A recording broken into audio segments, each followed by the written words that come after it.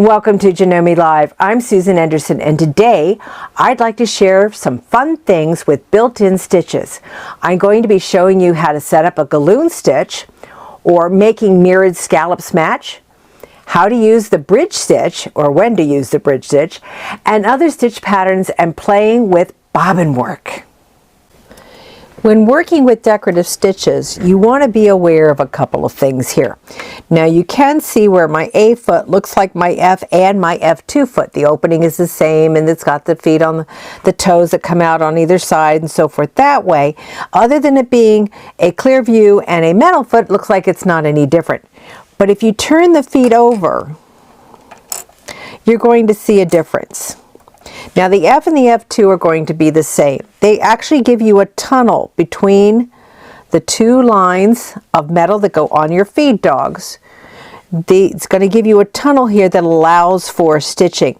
Your A foot does not. It is perfectly flat here. It doesn't give you a scoop out. So it is designed for straight stitching, not necessarily for decorative stitching. There's a big difference. So when your machine tells you on your screen which foot that it's recommending, you want to pay attention to that because that's going to give you the best result. For instance, on a straight stitch, where is that? Okay. You want to make sure you follow this. Not exclusively, but you know that the type of foot, turn over the foot, and you'll see that it has a flat bottom. That's going to give you the straight stitching that you need for that. Now, when I go to a decorative stitch, just as an example, it changes to an F foot. That's going to allow the feeding for this extra stitching under the machine foot and to give you a beautiful stitch pattern. So do pay attention to the machine as to which foot you should be using for your decorative stitches. So to set up for galloon stitching. Now galloon stitching is when you want your scallops to match. They'll be mirrored, but they're going to match. I've already folded my fabric in half. Now this is just a piece of starched muslin, nothing special, but this is what I use to test out test out all my stitching before it ever goes to my project. Now I am going to give myself a line. Now on your project, I would not necessarily be using a pencil. You want to use a washout marker or a soluble marker, but you do want a line for where you're going to start the design. I have my F foot on that has a little red guide in the front, and I'm going to drop my needle down so that it's starting right on that line. And that's where we're going to start each row, is right on that line. And I'm just going to run a row of scallops.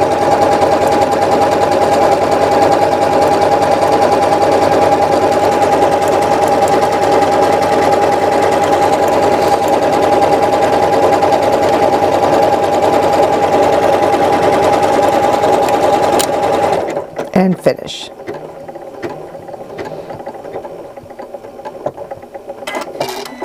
Okay, so there's my row of scallops. Now to do the galloon part of it, I'm going to go back over here to my design. I'm going to mirror the pattern, and I'm going to make sure I start back at the beginning of the series again. Now I'm going to drop my needle into that same line as I had before and place the edge of my foot to follow the previous line of stitching. I love my thumb wheel. That gets me perfect placement every time. Now we're going to run the machine at a consistent speed.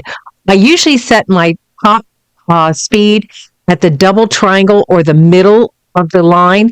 This way I can put my foot all the way down on my foot control and get beautiful stitching each time. You've got to allow the machine a little time to get from one swing to the next. With the Janome 7-point feeding system, I can be guaranteed of beautiful stitching every single line. Now to fill the center of my galloon stitching, I'm going to combine a design with my bridging stitch. So we're going to go back to my decorative patterns. I want to go to Kids, and I'm going to select the heart. Now I'm going to turn on memory. Whoops, just do one heart. And then I'm going to go to bridging stitch.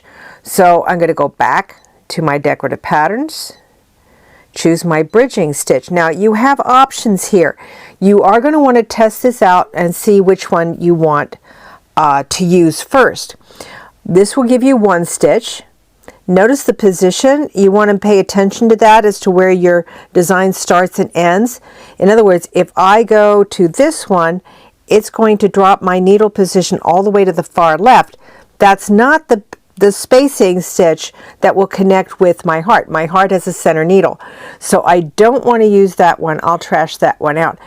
But honestly, that little stitch there will probably take care of it for me. Now, you can go to number 4, which is multiple directions, or not multiple directions, but multiple needle positions, but it gives you 4 stitches. 4 stitches is going to be too long. Not what I want. I can go to 3, but that's 3 again, wrong position again. 2, again, it has needle positions, but it gives me 2, but I only want 1 stitch. So all of this is going to be deleted. And I'm going to stay with my number 1 stitch.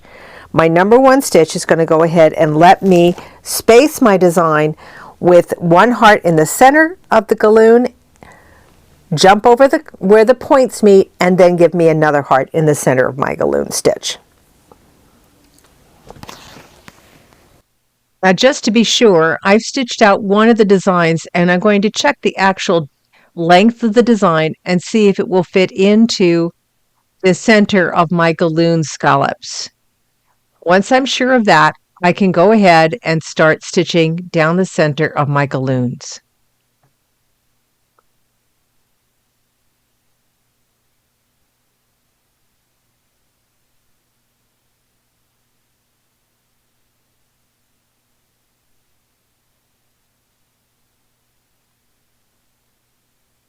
And that's going to fit just perfect. Now I'm going to start my stitching a little forward of the pencil line that I drew to begin with, because remember, I want the heart centered between the 2 points on the scallop, as well as between the scallops themselves. And that bridging stitch just jumps over where the points of the scallops meet. Now you can adjust the overall length as well, so if it's not quite the right size, you can change that, as well as the size of your heart.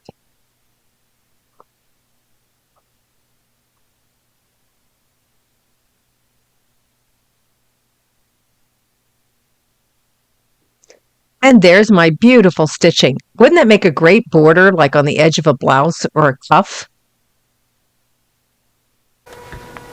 You can see where using the border foot would be beneficial. Not only does it have the mark in the center, but it has the far mark on the right and the left, plus additional marks that extend out on the wings, making it very easy for you to align your design with whatever you're working with. Gallooning can be a lot of fun, and there's some wonderful patterns in the machine that can work. However, remember, and you can see real well on this one, you must get that started right at the exact stitch, or you're going to be slightly off kilter and not perfectly straight. Once you've got that, and this is why we practice, and you can see how I practice, why we practice is to get that line up correct so that when we do go to the garment or the project, we have it and it works beautifully. Here are some beautiful examples I found online of gallooning and running patterns.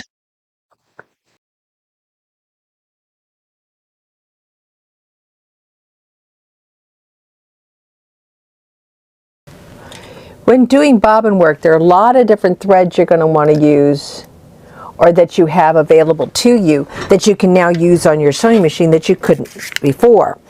And the way you do that is by winding a bobbin with the thread. Now I've got some floss here.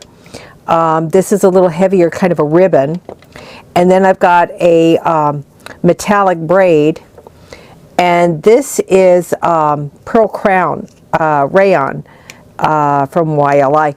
But it's another heavier heavier thread that would not do well trying to go through the fabric, you want to lay it on top. So to do that, you're going to wind a bobbin. So I do have some empty bobbins here, and all we're going to do is feed that up through the large hole in the bobbin. Now you're not going to leave it there. This is just to get it started. Now I know we don't do this with our regular thread any longer if you have the quick set bobbin winders, but with the heavier thread, just to get it started, because I don't want that lump of thread on the very bottom. So now that I've got it through the hole, I'm manually going to hand wind this cord around my bobbin. Doesn't take very long. After you get a few strands wound, you can go ahead and cut off the tail that's up here. That's just to keep it until you've got it started. I think I'm going to do a little bit more and get it right up against, there we go. I'm going to get it right up against that disc and cover over where that end of the cord went through the bobbin. You see how I covered that over? Okay, just hold that briefly, and then we can trim this off, because you don't want to put it in the machine with that extra cord coming up there. Now we'll just finish winding some more thread on here, or cord in this case. But you can't put it through the normal tension that you would do with winding a bobbin. Okay, I'm going to go ahead and cut this cord, holding both ends so it doesn't come off my bobbin. There we go. Why am I having such a problem today? There we go. Just cut that off. Okay. Put the cord aside.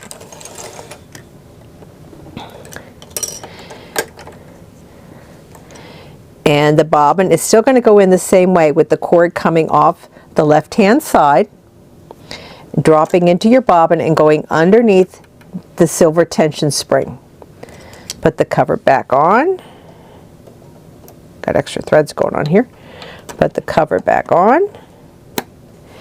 And remember, since we're doing bobbin work, the pretty stuff's going to be on the back side, so you may want to turn your project upside down and work from the wrong side. Let's see what I get out of this one design. Remember to insert the free motion bobbin case with the lighter tension. Now you can thread your machine with matching thread, either to your fabric or to your cord. Ready for the reveal? And there's the reveal. Boy, that didn't turn out too bad. Got a couple threads caught in here, but that was the end of it. But look how it started off. That started out pretty neat. And if you look at the design I chose, that's pretty close to what the design was. So I've got a real good representation of that stitch. So we'll just go ahead and do the same thing again, but we'll get the cord out of the way this time.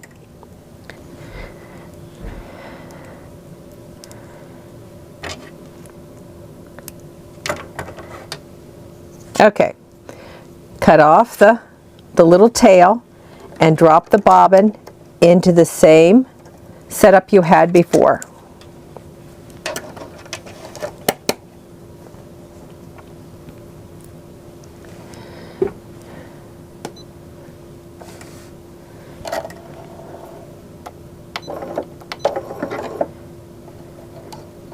We're going to pull that bobbin thread to the surface.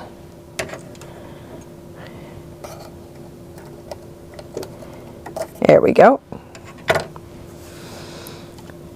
That way it won't get caught in my stitching.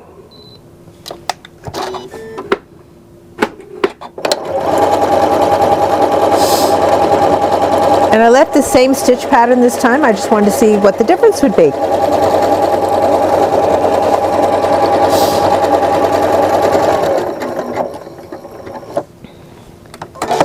Ready for the reveal? Oh, that turned out real pretty too. Kind of a lacy trim going on there. Let's try a different pattern this time. Now I don't want to get anything that's too involved because it won't turn out as nice. And you don't want anything that is triple stitched because you've already got the heavier thread here. So you want an open work design. So I'm just going to choose something real simple. Let's try this one, see how this one goes.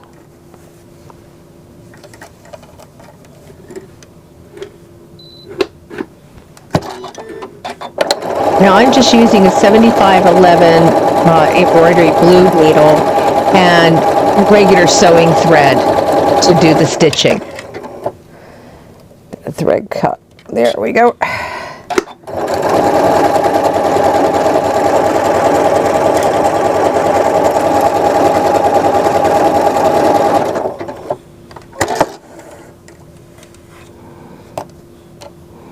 Oh, that turned out real pretty. Look how that one worked out. Very nice. So we've got some more things. Let's try the little stars and see if they work. But it's some fun stuff to do, but it gives you a whole new dimension to your sewing.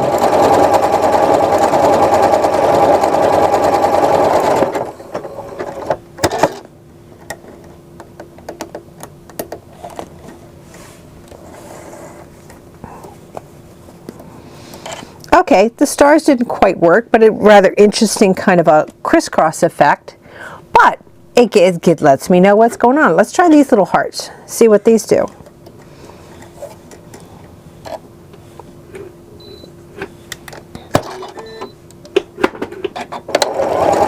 Remember, you're always working from the wrong side of your fabric.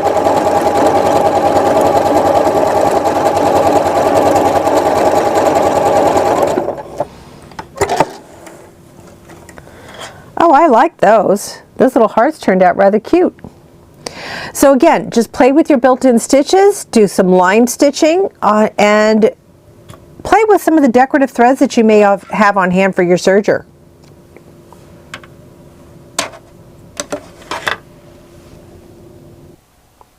I'm so glad you joined me today. Working with built-in stitches is one of my most favorite things to do on my sewing machine. I can't wait to see what you've found in your stitch exploration. I'm Susan Enderson. I hope to see you again soon on Janome Live.